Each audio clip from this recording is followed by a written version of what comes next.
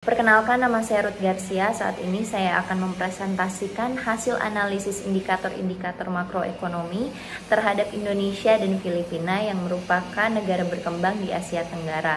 Indikator yang pertama adalah pertumbuhan ekonomi di Indonesia 5,07% dan di Filipina 5,7%. Filipina memiliki pertumbuhan ekonomi yang lebih baik dibandingkan Indonesia. Beberapa faktornya adalah pencabutan pembatasan COVID-19 yang dilakukan Filipina lebih cepat dibandingkan Indonesia, yang memungkinkan pemulihan di beberapa sektor seperti pariwisata dan jasa Filipina.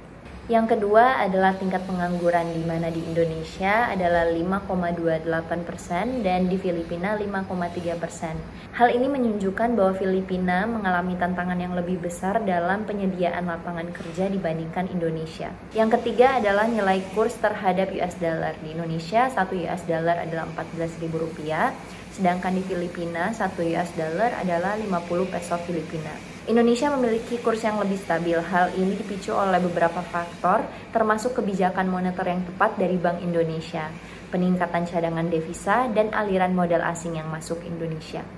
Yang keempat adalah tingkat kemiskinan. Di Indonesia tingkat kemiskinannya adalah 9,71%, sedangkan di Filipina adalah 23,7%. Indonesia jauh lebih baik dibandingkan Filipina untuk tingkat kemiskinannya.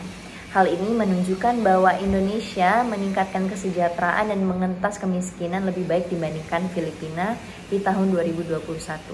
Yang kelima adalah utang luar negeri. Indonesia memiliki utang 422 miliar US dollar dan Filipina 98,5 miliar US dollar. Meskipun Indonesia memiliki utang yang lebih tinggi, penting untuk memperhatikan bagaimana utang tersebut dikelola. Karena utang juga digunakan untuk investasi produktif yang dapat mendukung pertumbuhan ekonomi Indonesia.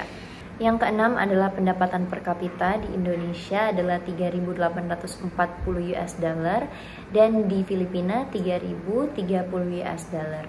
Pendapatan per kapita di Indonesia lebih tinggi, yang menunjukkan ekonomi Indonesia lebih maju dengan PBD yang lebih tinggi dibandingkan Filipina.